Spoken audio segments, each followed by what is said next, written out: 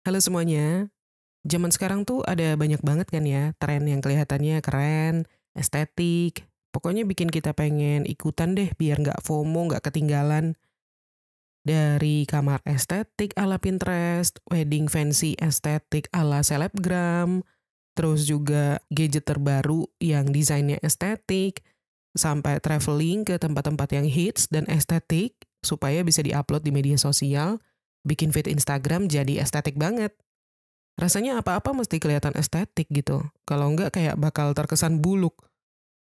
Tapi masalahnya, nggak semua tren ini worth it untuk diikuti.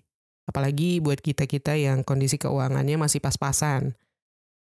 Banyak orang yang terjebak sama gengsi dan keinginan untuk tampil keren di media sosial. Sampai rela tabungannya nggak ada, bahkan ngutang.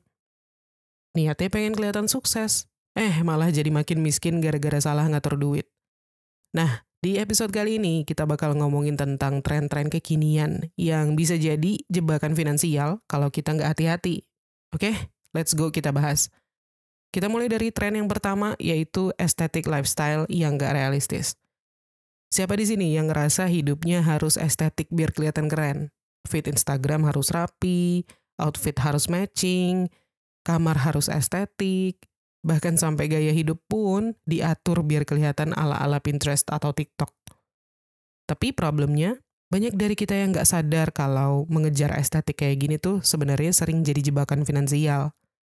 Coba deh kita breakdown biaya yang dihabiskan demi gaya hidup estetik ini.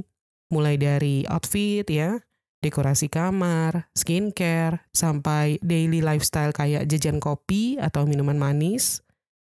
Kalau setiap bulan ada banyak pengeluaran ekstra untuk hal-hal ini, ya lama-lama jadi boros banget kan? Dan yang lebih serem lagi adalah ada orang yang sampai bela-belain ngutang atau maksa hidup paycheck to paycheck dari gaji ke gaji demi kelihatan hidup enak di medsos. Dan selain itu sebenarnya tekanan sosial juga gede banget. Ngelihat teman-teman di Instagram atau di TikTok yang rumahnya estetik, kamarnya estetik, terus kita jadi pengen beli pernak-pernik mahal biar nggak ketinggalan. Padahal kenyataannya, banyak yang bisa kelihatan estetik di kamera tapi aslinya tetap ngirit di belakang layar. Intinya, kita harus bisa ngebedain mana kebutuhan dan mana yang cuman keinginan untuk pamer. Nah, gimana caranya supaya bisa tetap estetik tanpa bikin kantong jebol? Sebenarnya simple, manfaatin yang ada dekorasi DIY, atau belanja barang-barang second hand, atau bisa juga fokus ke kualitas daripada kuantitas.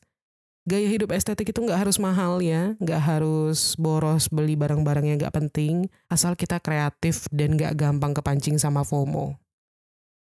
Lanjut, tren yang kedua, nongkrong di cafe yang fancy demi feed Instagram. Nongkrong di coffee shop yang fancy, ataupun tempat-tempat kekinian lainnya, itu emang seru sih. Interiornya cakep, lightingnya bagus buat foto, vibes-nya juga cozy, dan kalau beruntung, makanan dan minumannya enak. Tapi kalau ini jadi kebiasaan rutin, kantong bisa jebol juga. Bayangin aja kalau misalkan satu kali nongkrong itu bisa habis 50.000 sampai 100.000. Kalau seminggu 3 sampai 4 kali, dalam sebulan udah bisa jutaan. Itu belum termasuk transport atau pesan snack tambahan misalnya. Dan sekarang pertanyaannya, apakah cafe yang fancy itu beneran worth it? Atau cuman buat validasi sosial? Banyak orang yang datang ke tempat-tempat ini bukan karena butuh suasana kerja atau pengen nyantai, tapi lebih ke biar kelihatan keren gitu di media sosial. Ada yang sampai rela pesan kopi paling murah biar bisa duduk lama dan foto-foto. Nah, yang kayak gini ini yang udah bukan lagi sekedar menikmati kopi, tapi lebih ke FOMO dan peer pressure ya. Terus sekarang ada nggak nih alternatif untuk bisa tetap seru-seruan tanpa harus boncos? Ada banget sebenarnya.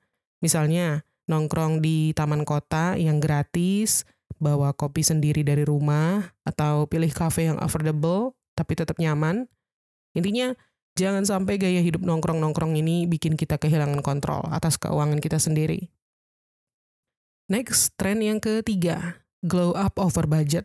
Siapa nih yang suka kepincut iklan skincare dan treatment yang mahal? Apalagi kalau ngelihat influencer yang mukanya glowing ya, terus kita jadi kepengen gitu beli semua produknya. Tapi masalahnya adalah skincare itu bukan investasi yang selalu berbanding lurus sama harganya. Banyak orang yang sampai rela ngeluarin ratusan ribu bahkan jutaan buat skincare, padahal hasilnya belum tentu sesuai ekspektasi. Coba deh bandingin, kalian sebulan habis berapa buat skincare? Kalau sampai mengorbankan kebutuhan pokok, cuman buat beli serum atau treatment di klinik kecantikan, ya itu udah masuk kategori boros ya. Apalagi kalau tujuannya cuman buat ikut-ikutan tren, bukan karena butuh beneran. Terus apakah harga menentukan kualitas skincare? Ya sebenarnya nggak selalu juga. Banyak produk yang harganya murah, tapi formulanya bagus dan efektif. Dan sebaliknya, ada juga produk yang mahal tapi cuman branding doang ternyata. Yang penting itu adalah kita rutin dan cocok sama kulit, bukan cuman ikut-ikutan ya. Lalu gimana dong caranya glow up yang hemat dan realistis? Oke, prioritaskan yang benar-benar dibutuhkan aja. Kalau misalkan masih pemula, cukup pakai basic skincare kayak cleanser, moisturizer, sunscreen.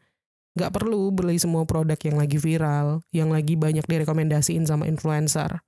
Dan kalau misalkan mau treatment, cari yang sesuai sama budget. Jangan sampai over budget hanya demi gengsi.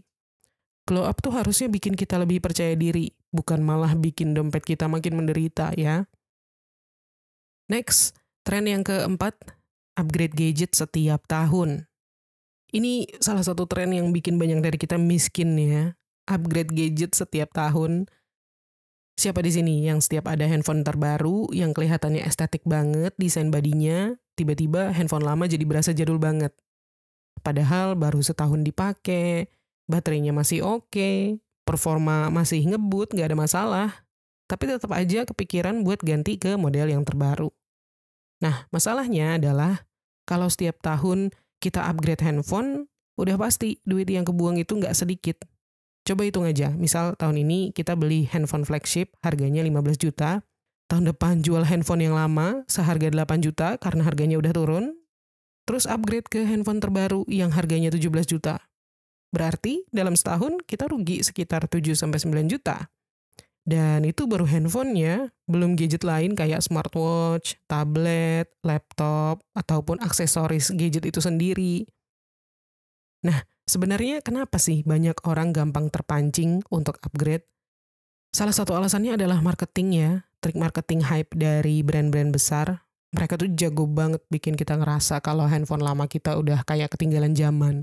Padahal bedanya cuman kamera lebih tajam sedikit, chipset lebih kenceng dikit, tapi nggak terlalu ngaruh secara signifikan ke pemakaian sehari-hari. Dan di samping itu, tekanan sosial juga berperan. Ngelihat teman atau ada influencer yang kita ikutin udah pegang handphone terbaru, kita jadi kepengen juga biar nggak kelihatan ketinggalan, FOMO lagi-lagi ya. Nah, sekarang gimana dong caranya biar nggak gampang tergoda untuk upgrade? Pertama, pikirkan fungsi utama handphone buat kita. Kalau misalkan cuman buat buka-buka medsos, buat chatting, dan foto-foto, ya handphone keluaran 2 atau 3 tahun yang lalu sebenarnya masih bisa banget untuk dipakai ya. Lalu yang kedua, rawat gadget supaya awet. Pakai case yang bagus, rajin bersihin storage, jangan sering-sering overcharge. Dan ketiga, kalau memang butuh upgrade, pertimbangkan untuk beli yang second aja, yang masih bagus dan harganya lebih miring. Yang penting, jangan sampai cuman karena kepengen keren, tabungan kita malah makin tipis. Next, tren yang kelima, healthy lifestyle yang mahal. Sekarang kita bahas tren lain yang juga sering bikin orang boros tanpa disadari, yaitu gaya hidup sehat yang fancy.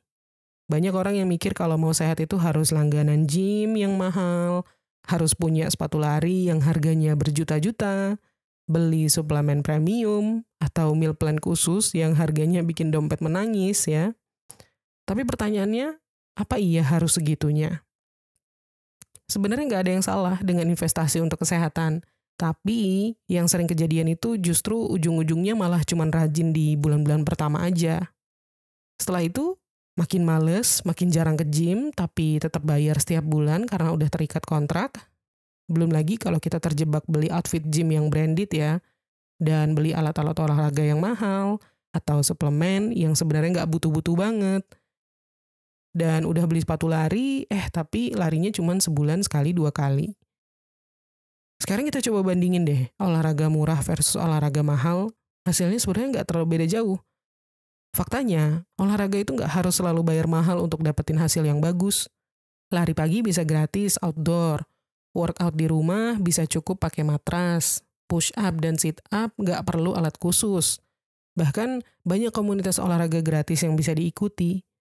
Jadi kalau kita pengen tetap sehat tanpa bikin kantong tipis, yang harus diutamakan itu adalah konsistensinya dulu, bukan alat atau tempat.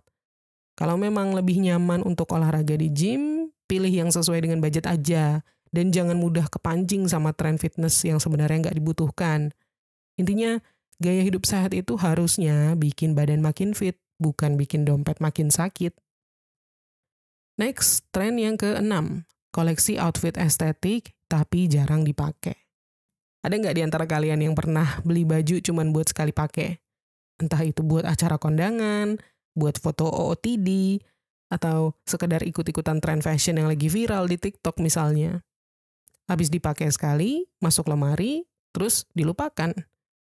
Lama-lama numpuk gitu aja, dan kalian baru sadar pas beresin lemari, kok baju gue banyak banget ya?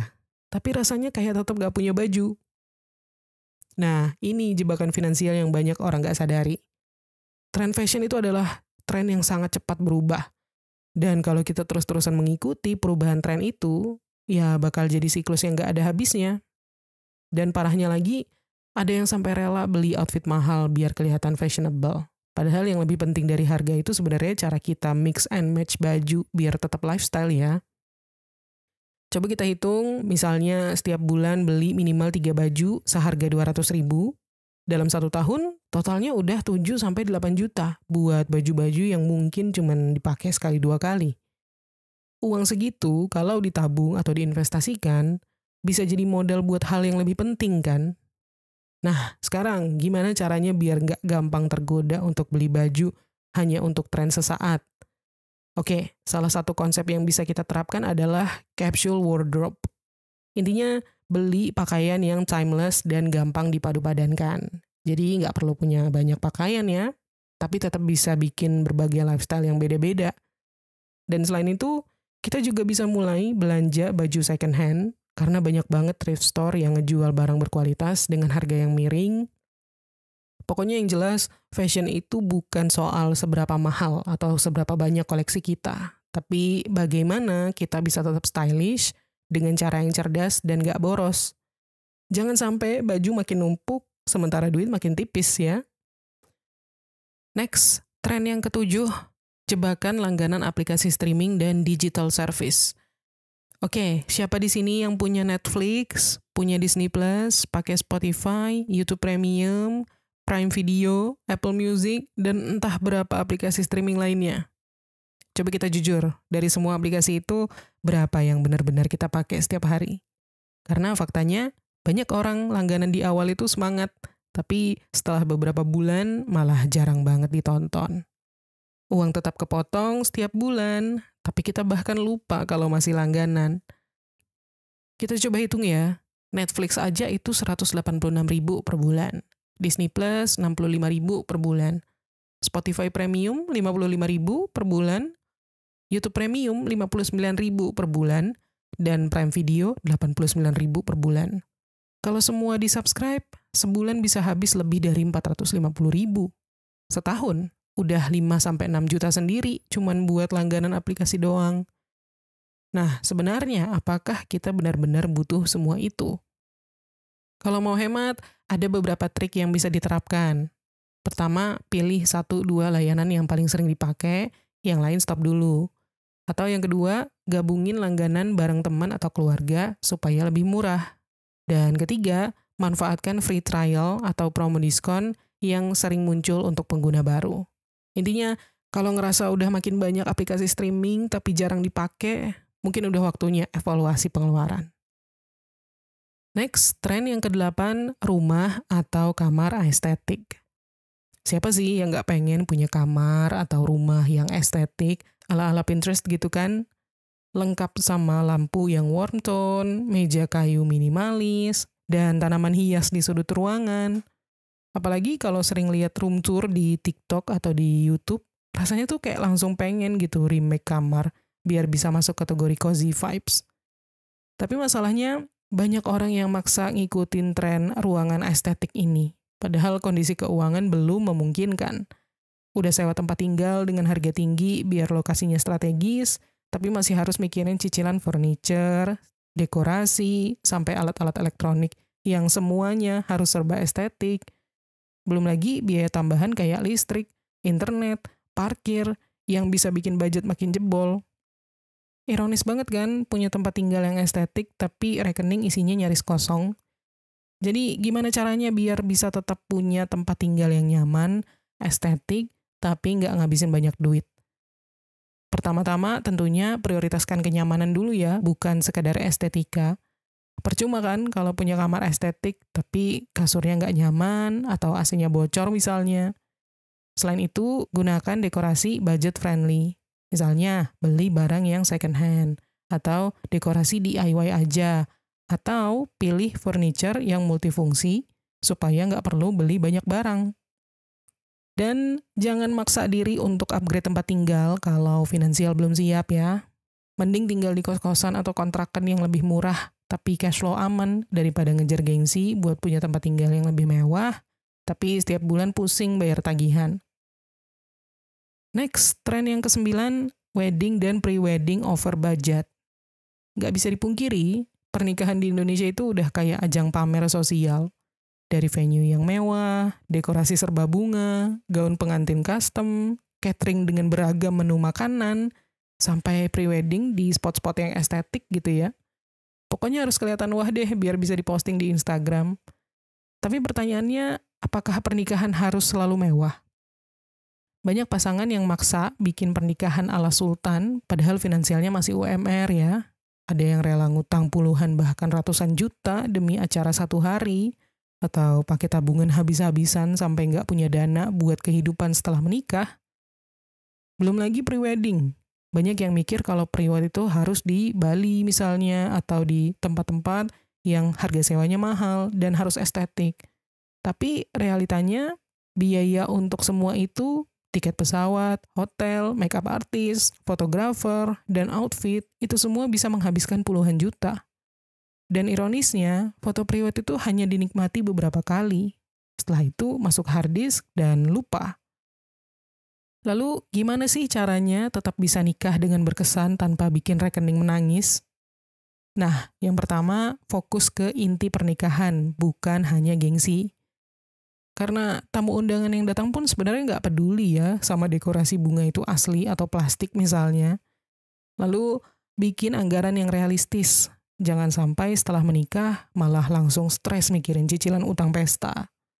Dan pilih pre-wedding yang sederhana tapi meaningful. Foto di tempat yang punya kenangan berdua justru bisa lebih spesial dibanding foto di luar negeri yang cuman buat flexing. Intinya, jangan sampai bahagia di pelaminan tapi sengsara bayar utangnya. Next, tren yang ke-10, traveling demi estetika bukan pengalaman. Liburan itu memang menyenangkan. Siapa sih yang nggak pengen jalan-jalan ke Bali, ke Lombok, atau ke luar negeri, ke Jepang atau Eropa? Foto-foto di tempat yang estetik, staycation di tempat yang mewah, ngopi di cafe hidden gem yang estetik. Pokoknya semua biar feed Instagram kelihatan bagus estetik deh.